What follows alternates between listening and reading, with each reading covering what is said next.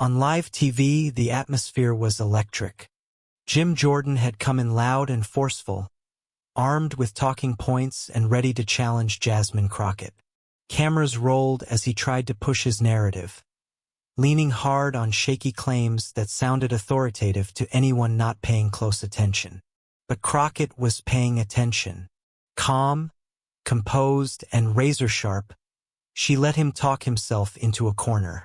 She waited until the exact moment when Jordan stumbled over a legal reference, misquoting a statute in an attempt to sound credible. That's when Crockett struck. She interrupted not with emotion, but with precision. Pulling from her own legal expertise, she corrected him word for word, citing the actual statute in front of millions of viewers. Her delivery wasn't rushed. It was deliberate, like a teacher explaining the basics to a student who thought he knew it all. Jordan tried to double down, raising his voice, waving papers, and gesturing wildly, but the damage was done. Crockett leaned in, her tone steady.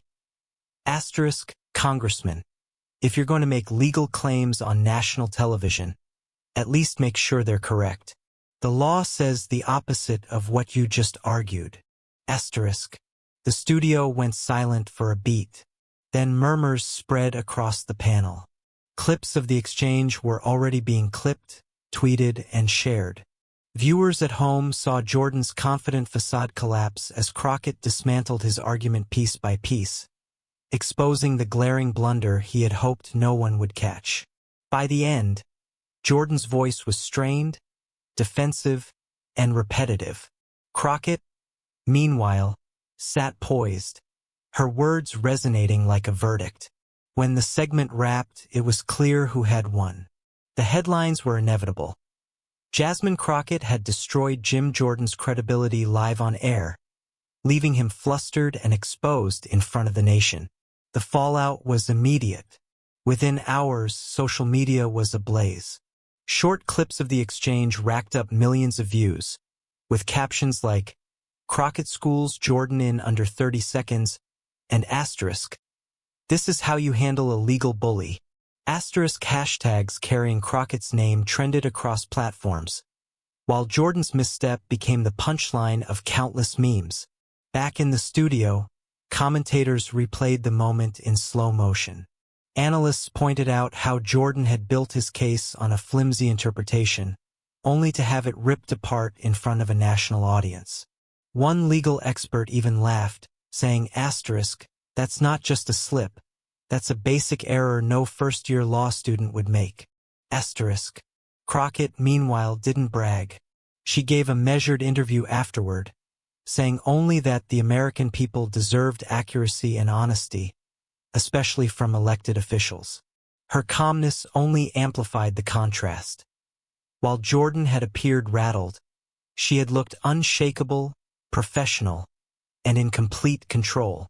Behind closed doors, frustration boiled in Jordan's camp. Staffers scrambled to issue clarifications, but the narrative was already out of their hands.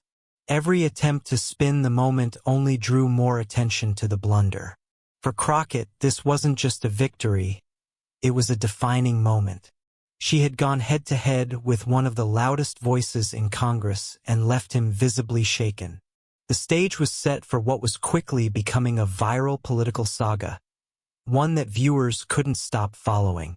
The next day, the clip dominated morning shows. Hosts replayed Jasmine Crockett's takedown again and again, pausing at the moment Jordan's face fell when he realized he had been caught. Commentators chuckled, saying he looked like a student who hadn't done his homework, while Crockett delivered the correction like a seasoned professor. Phone lines in newsrooms lit up with viewers calling to praise her composure. Emails and messages poured into her office, thanking her for standing strong when so many others fold. Even her critics admitted she had handled the exchange with rare skill. One op-ed put it bluntly, Jim Jordan walked into a debate. Jasmine Crockett turned it into a courtroom, and he lost. Jordan tried damage control, appearing on a friendly talk show later that evening. He raised his voice, trying to rewrite what happened, but the footage spoke louder than his words. Viewers compared the clip side by side, his heated retelling against the calm, factual dismantling from Crockett. The difference was embarrassing. Crockett, on the other hand, didn't need to chase cameras. She let the moment speak for itself. Her silence became powerful, as the country kept sharing her performance without her lifting a finger. She had become the symbol of how to counter loud voices with sharp facts. And as the week went on, whispers began in Washington. If Crockett could handle Jordan so effortlessly, what would happen when bigger names tried to come after her? Some called it luck. Others called it strategy. But everyone agreed this was just the beginning. Behind closed doors on Capitol Hill, the ripple effect of the clash was impossible to ignore. In committee rooms and private offices, lawmakers replayed the clip, some with smirks, others with concern. A few whispered that Jordan's reputation as a relentless interrogator had finally cracked. Crockett walked the halls with an air of calm she had always carried, but now colleagues looked at her differently. Staffers from other offices nodded at her in quiet respect, while even seasoned representatives stopped to congratulate her. One veteran lawmaker remarked, "Asterisk, you didn't just hold your ground. You showed the country what composure looks like under fire." Asterisk. Across the aisle, the reaction was far less complimentary. Some of Jordan's allies were furious, insisting that the exchange was being blown out of proportion. But others couldn't deny the obvious. His blunder had weakened his credibility, and Crockett had delivered the blow without raising her voice. In newsrooms, producers scrambled to book her for primetime interviews. Strategists whispered about her rising influence, noting how she had turned a moment of defense into a display of leadership. Political insiders began speculating. If she could take on Jordan so decisively, what might she do with even greater visibility? Meanwhile, Jordan's own office was in chaos. Staffers drafted statements, deleted tweets, and tried to reframe the conversation. But every attempt only reignited the clip. The narrative was set. Crockett was calm, Jordan was flustered. The contrast was undeniable. And for the first time, many wondered if this single exchange had shifted the balance of power, not just in that committee room, but in the broader political conversation across the country. By the weekend, Jasmine Crockett's exchange with Jim Jordan had become more than just a political highlight. It was a cultural moment. On college campuses, students played the clip on giant screens in common areas, cheering when she delivered the devastating correction.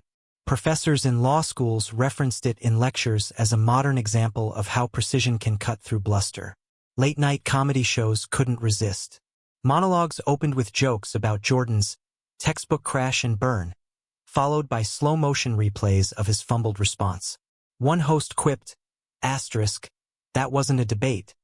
It was a legal tutorial Jordan didn't sign up for." Asterisk, the audience roared. At town halls across the country, ordinary citizens brought up Crockett's name when talking about accountability. She had become a symbol of what it looked like when a politician refused to be steamrolled. Memes spread faster than the news cycle, showing her calmly pointing while Jordan looked confused, with captions like asterisk, "Facts don't care about your volume." Asterisk. For Crockett, the wave of attention was unexpected but welcome. She remained measured in her public appearances, careful not to gloat. Instead, she repeated her message. Asterisk, the American people deserve clarity and truth, not noise. Asterisk, her words resonated, spreading the sense that she wasn't chasing fame. She was demanding integrity. Jordan, however, was trapped in the opposite narrative. His attempts to downplay the moment only drew more ridicule. Everywhere he went, reporters asked about the exchange. His frustration showed, and that only fueled more coverage. By now, the story had escaped the walls of Congress and entered living rooms, classrooms, and comedy stages nationwide. Crockett had gone viral, not as a politician playing the game, but as a leader who had delivered a rare, unfiltered moment of truth on live television. As the clip continued to dominate headlines, A new wave of attention poured in from circles far beyond the general public. Donors who had quietly watched Crockett's career suddenly saw an opportunity. Phone calls to her office multiplied overnight. Offers of support, fundraising invitations, and pledges from grassroots groups eager to back someone who could stand toe-to-toe with the loudest voices in Congress. Political strategists were equally energized. Behind closed doors, consultants dissected the moment frame by frame, calling it a perfect storm of composure, credibility, and timing. One veteran strategist admitted, "You can't manufacture this kind of breakout, it's organic and it's powerful." Some even began sketching out what her next moves could mean for the future of the party, whispering about higher office. Advocacy groups quickly rallied around her. Civil rights organizations, legal associations, and community coalitions began highlighting her as a voice of integrity. They invited her to speak at conferences, appear on panels, and headline events.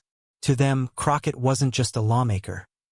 She was proof that preparation and honesty could still outshine volume and theatrics.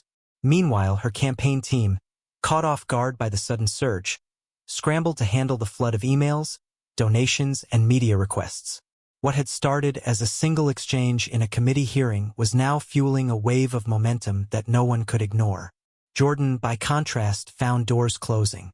Some of his usual supporters distanced themselves quietly, wary of being tied to the embarrassing Blunder. His staff noticed a chilling effect. Calls that once came with encouragement now came with silence. His stature was dented, and Crockett's star was rising. In just a few days, the power dynamic had shifted. Crockett was no longer just a sharp voice in Congress. She was becoming a national figure. And the people behind the scenes knew. This was only the beginning of her ascent. Despite the flood of attention, Jasmine Crockett remained grounded. When reporters swarmed her outside the Capitol, she didn't strut or boast. Instead, she smiled politely and kept her answers focused on policy. "It's not about me," she reminded them. It's about making sure the facts are clear and the public gets the truth. Her humility only amplified her appeal. People saw her as someone who could command the spotlight without being consumed by it. Inside her office, however, the reality of the moment was undeniable. Staffers worked late into the night, sorting through invitations from national networks, universities, and advocacy groups. Every inbox overflowed with requests for Crockett to appear, to speak, to lead. Her aides cautioned her to be selective, but the opportunities kept multiplying. Her opponents scrambled to regroup. Jordan's allies drafted talking points to downplay the exchange, spinning it as taken out of context. Yet each attempt fell flat against the viral clip that continued to circulate unchallenged. Some critics tried personal attacks, but those only strengthened Crockett's supporters, who rallied around her with even more energy. Behind the scenes, whispers grew louder. Was this a one-time viral moment, or the start of something bigger? Party leaders watched closely, wondering if Crockett's sharp intellect and poise under pressure could make her a future face of the movement. Late at night, Crockett herself took a step back to reflect. She wasn't naive. She knew viral fame could fade as quickly as it arrived. But she also recognized the rare chance she'd been given. If she handled the spotlight carefully, this wasn't just a moment. It could be the beginning of a legacy. When Jasmine Crockett walked back onto the House floor after the viral clash, the air felt different. Colleagues who once overlooked her presence now paid close attention. Even those on the opposite side of the aisle glanced at her with a mix of caution and curiosity. She had gone from being a sharp voice in committee hearings to a figure everyone wanted to watch. Her first speech after the incident drew a packed chamber. Cameras lined the aisles as she spoke not with theatrics, but with steady conviction. She laid out her argument clearly, citing law, precedent, and real-world impact. Lawmakers who normally scrolled through their phones during speeches now leaned forward, listening closely. Her words carried weight in a way they hadn't before. Opponents tried to push back, but Crockett was ready. She dismantled flawed arguments point by point, never raising her voice, never losing her composure. Each exchange built on her reputation as someone who didn't just debate. She dominated with facts. Reporters covering the session described it as a continuation of the Crockett effect. In the days that followed, her influence expanded. She gained leverage in committee meetings, with colleagues rallying to support her proposals. Party leadership noticed too, quietly elevating her role in negotiations and strategy sessions. Suddenly, bills she supported gained traction faster, while those she opposed faced tougher scrutiny. Jordan, meanwhile, found himself struggling to reclaim his footing. Every time he spoke, the shadow of his blunder loomed over him. His critics seized on the moment to question his judgment, while Crockett's presence only magnified his decline. The shift was undeniable. Crockett had turned a single televised exchange into lasting momentum. Momentum she was now channeling directly into shaping the work of Congress itself. Beyond Washington, Jasmine Crockett's rise began to ripple outward like shockwaves. Grassroots movements across the country embraced her as a new kind of leader, someone who could dismantle arrogance without theatrics, and who spoke with the authority of both a lawmaker and a lawyer. Community organizers invited her to rallies, young activists quoted her lines, and her calm stare from the viral clip appeared on posters and digital art shared at marches. In state politics, local leaders began invoking her name in speeches, calling her a model for how to stand firm against misinformation. Campaign ads in distant races even featured snippets of her exchange with Jim Jordan, framing it as proof that sharp, prepared voices could hold power accountable. She had become more than a congresswoman. She was now a symbol. Internationally, news outlets picked up the story. European and Asian broadcasts played the clip, marveling at how one representative had shifted an entire narrative in a single hearing. Commentators abroad noted that Crockett represented a refreshing counterbalance to the chaos of American politics, and headlines praised her as the woman who stopped the shouting with facts. Meanwhile, invitations poured in from universities and global conferences. Students studying law and political science wanted to hear directly from her. She received requests to deliver keynote speeches about democracy, truth, and leadership. What had begun as a viral clip was transforming her into a voice recognized worldwide. Jordan, on the other hand, found himself increasingly isolated. Every time he tried to speak forcefully, the ghost of his televised blunder resurfaced, leaving him open to mockery. International coverage painted him not as a firebrand, but as the man outclassed on live TV. Crockett understood the weight of this new attention. It wasn't just about her reputation.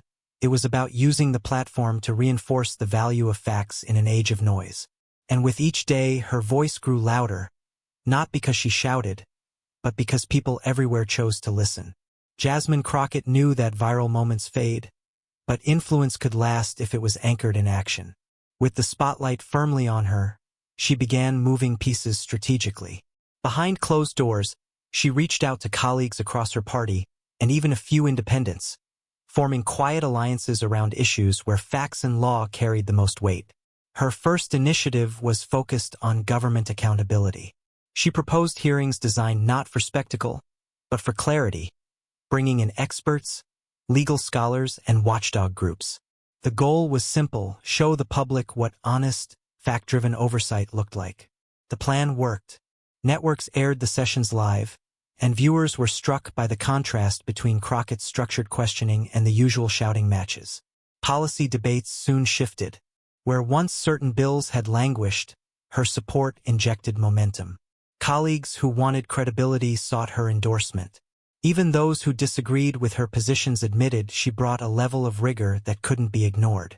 Analysts on news panels began calling her the new standard of discipline in debate. Her opponents noticed too. Jordan attempted to challenge her during one of the hearings, but his voice carried less weight now. Crockett, steady as ever, corrected his misstatements with surgical precision, leaving him visibly deflated once again. The room buzzed, reporters scribbled, and the headlines practically wrote themselves. Outside Congress, advocacy groups seized the moment. They amplified her policy efforts, framing her as a voice of reform and accountability. Donors followed, eager to back initiatives that were suddenly resonating with the public. Town halls that once drew modest crowds now overflowed with citizens eager to hear her vision firsthand. For Crockett, it was no longer about a single viral clip. She was translating her credibility into tangible influence, reshaping the very debates that defined Congress. And in doing so, she made it clear that her rise wasn't a flash in the pan. It was the beginning of a long game. As Jasmine Crockett's influence grew, Washington began to feel the tension. It wasn't just Jim Jordan who bristled. Other entrenched power players started to sense the shift. Her calm dismantling of Jordan's arguments had emboldened her allies and unnerved her rivals. And now whispers circulated through committee rooms about how quickly she was rising. Veteran lawmakers used to commanding the spotlight found themselves sharing airtime with Crockett, or worse, being overshadowed by her. Some grumbled privately that she hadn't paid her dues, while others feared that her brand of fact-driven precision threatened the old style of politics built on volume and theatrics. Behind the scenes, strategists on both sides scrambled. Her allies saw an opening to elevate her even further, pitching her as the fresh, disciplined voice the party needed. Her opponents, however, plotted ways to knock her off balance. They began digging for anything: past remarks, minor missteps, even old law cases, to try to dull her shine. Jordan, still reeling from his public embarrassment, tried to rally support by painting Crockett as opportunistic. But his efforts rang hollow. Each time he attacked, clips of his blunder resurfaced, reminding everyone of the moment that had started it all. In fact, the more he fought, the more the public drew contrasts between his anger and her composure. Meanwhile, Crockett remained focused. She avoided personal spats and kept her energy on the work, policy debates, public forums, and committee hearings. The more her rivals tried to bait her, the more she turned back to facts and law, leaving them looking like they were flailing while she stood steady. For Washington insiders, the writing was on the wall. This wasn't just a viral star moment. It was a realignment. Crockett had gone from underdog to contender, and her rise was forcing the old guard to reckon with a new kind of power. The high-profile hearing was supposed to be routine, but the room was packed. Cameras lined the walls, anticipating fireworks. Word had spread that several lawmakers, frustrated by Jasmine Crockett's rising influence, planned to challenge her head-on. It was their chance, they thought, to cut her down in front of a national audience. One after another, opponents tried to corner her.